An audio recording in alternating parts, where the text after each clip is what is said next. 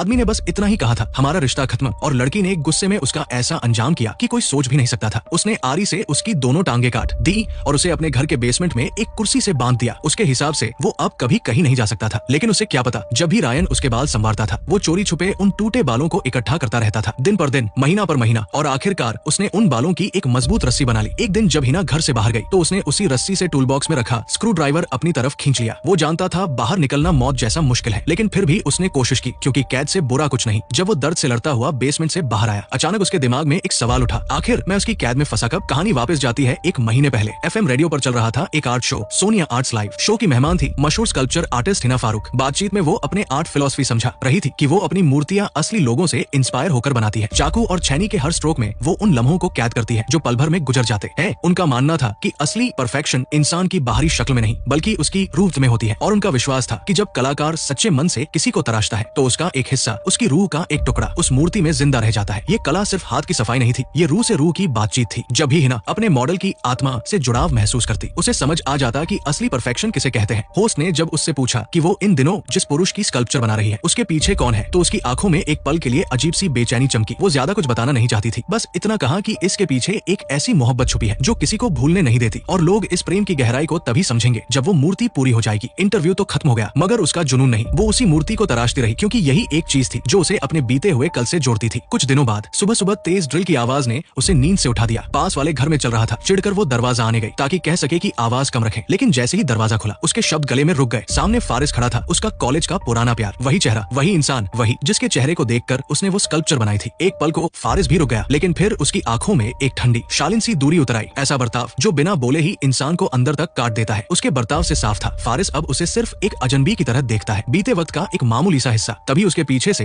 एक लड़की बाहर आई। उसका चेहरा हिना तुरंत पहचान गई। कॉलेज के दिनों की जूनियर आरफा। लड़की मासूम मुस्कान के साथ चहक उठी, अरे वाह, आप तो मेरी पड़ोसन निकली। माहौल की अजीब सी खामोशी मानो उसे छू भी नहीं पाई। फारिस ने के शोर के लिए माफी मांगी और आवाज कम रखने का वादा किया। तीनों ने औपचारिक सा प्लान बनाया, कभी फुर्सत हो तो साथ बैठेंगे। सब कुछ ऊपर से बिल्कुल नॉर्मल लग रहा था, लेकिन जैसे ही हिना मुड़ी और अपने घर की तरफ चली, उसके चेहरे पर छिपी हुई खामोशी अंदर के तूफान का साफ इशारा थी। घर पहुंचते ही वो सीधे अपने वर्क स्टूडियो गई, लकड़ी की छैनी उठाई और फारिस की लकड़ी की मूर्ति पर तेज वार कर दिया। किस्मत इतनी बेरहम होती है, जब तुम सोचते हो कि तुम इससे निकल आए हो, तभी वो वापस तुम्हें उसी गहरे घाव पर ले जाकर खड़ा कर देती है। अगली सुबह फारिस और आरफा ऑफिस जाने को निकले। हमेशा की तरह आरफा अपनी चीजें भूल कर ही निकल आई थी। उसकी कंफर्म करने पर ही उसे एहसास हुआ कि चाबी घर पर ही रह गई है। फारिस ने हंसते हुए अपनी जेब से चाबी निकालकर उसे छोटी भुलक्कड़ कहा। उनकी रोजमर्रा की प्यारी सी नोकझोंक। सीढ़ियों में नीचे उतरते हुए उनकी मुलाकात आलिया से हुई। तीनों ने मुस्कुराकर गुड मॉर्निंग कहा, जैसे सब कुछ एकदम सामान्य हो। जब हिना ने कैजुअली पूछा कि क्या वो दोनों रोज साथ ही ऑफिस जाते हैं, तो आरफा ने मुस्कुराते हुए हाँ कहा और बताया कि उनकी कंपनियां भी एक दूसरे के पास ही है। हिना ने हल्की सी मुस्कान दी, ऐसी मुस्कान जिसे समझना मुश्किल था। उसमें शुभकामना भी थी और जलन भी। चौराहे पर पहुंचकर दोनों उससे अलग हो गए, लेकिन जैसे ही वो मोड़ के पीछे गायब हुए, हिना अचानक रुक गई। उसने वापस मुड़कर अपने फ्लैट की तरफ कदम बढ़ा दिए। असल में आज उसका कहीं जाने का इरादा ही नहीं था। वो तो सिर्फ इन कुछ मिनटों की मुलाकात के लिए तैयार होकर निकली थी, ताकि देख सके कि वो दोनों कैसे रहते हैं, और ताकि वो खुद से एक ऐसी सच्चाई की पुष्टि कर सके जिसे वो मन ही मन स्वीकार नहीं करना चाहती थी। अब सच्चाई साफ थी, वो दोनों सच में बहुत खुश है। इतने खुश कि देखना भी तकलीफ दे। घर लौटे ही उसका ध्यान किसी भी काम पर नहीं टिक पाया। दिमाग में बार बार वही ताजा दृश्य घूमने लगा। फारिस की मुस्कान, आरफा का मीठा नखरा, दोनों के बीच की वो अनकही समझ, सब कुछ जहर की तरह उसकी होश पर चढ़ता जा रहा था। उसे कॉलेज का वक्त याद आने लगा, जब फारिस उसी तरह उसे भी मुस्कुराकर देखा करता था। वो दिन जब दोनों हर पल साथ रहते थे। एक बार फारिस एक घायल सी बिल्ली उठा लाया था और हिना से कहा था कि क्या वो उसके लिए एक छोटा सा व्हील चेयर बना सकती है। जब वो बिल्ली फिर चलने लगी थी, दोनों बच्चे जैसे खुश हुए थे। फिर एक दिन हल्की बारिश हो रही थी। कैंपस की उस पुरानी बड़ी पेड़ के नीचे से गुजरते हुए फारिस अचानक रुक गया। उसने कहा था कि सुना है, बारिश के दिन इस पेड़ के नीचे किया गया वादा जरूर पूरा होता है। हिना ने हंसकर